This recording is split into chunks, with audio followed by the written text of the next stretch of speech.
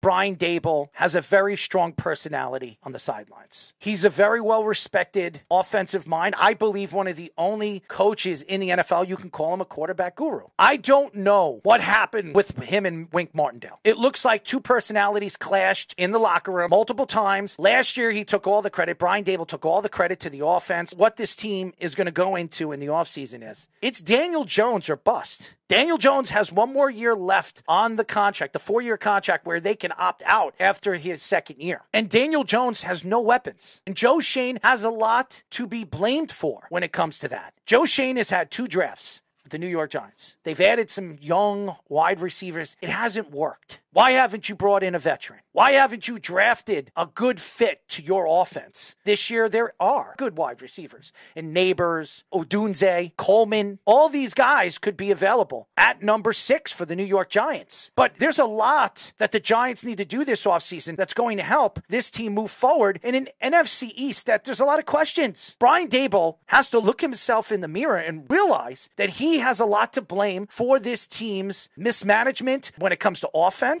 and the mismanagement of what's going on inside the locker room with your players, with your coaches. Yeah, we saw last year with Brian Daboll, he was good at making adjustments in games, and that was a big reason the Giants were so good in the second half of games, and even though they started slow a lot of the time, they were able to make adjustments, they were able to win close games. They started off 5-1 out of nowhere, and they ended up holding on to make the playoffs despite having a slump in the middle of the season. But this year, when they started slow, they never really seemed to make those adjustments, and who was supposed to be the play caller, they had to do something on offense that made sense. Saquon Barkley was misused at certain points this year. Darren Waller was fine, but he wasn't like anything explosive like you saw with the Raiders, and that has to do a lot with offensive coaching. Brian Daboll has to realize that if Mike Kafka is the better play caller, let him call the plays. And Brian Daboll, I think at certain points was the better play caller, but they made it so dramatic internally that it really never got the Giants offense into a good flow. Their best games this season were against a really bad Washington defense, and at the end of the season against the Eagles, who seemed like giving up, and the Arizona Cardinals. Like, those are not supposed to be great defenses that you're doing well against, and those are the only games you could really hang your head on. If that's the case, you're not going to be able to bring in other top-notch assistant coaches to help it out, this defense. Martindale did a nice job in certain aspects of this defense. I'm not saying he was amazing, but he definitely did well with his blitz packages for a team that doesn't have a lot of edge rushing depth and a lot of corner depth on this team. He hit a lot of deficiencies of this defense. And their secondary, they drafted a good defensive player in the late 20s. They still need to fix that other side of the field. The Giants should be looking for a corner sometime in this draft or free agency. And also, it's not enough to just bring in Neighbors or Dunze or Coleman. They need to bring in another free agent weapon. You might not get Higgins. Maybe you pay him more money to bring him over there. But will it work? And the Giants offensive line has 2 pieces to the future of what this offensive line should be. You bring in Schmidt, drafted him last year in a second round. He looks like he's a player if he could stay healthy. Thomas is one of the best left tackles in the league. You got nothing at the guard positions, and your right tackle is putrid. Clean up that offensive line, add some weapons in the offseason, then you might have something. Kelce is arguably one of the top 5 centers to ever play this game. That is unbelievable. Jason Kelce doesn't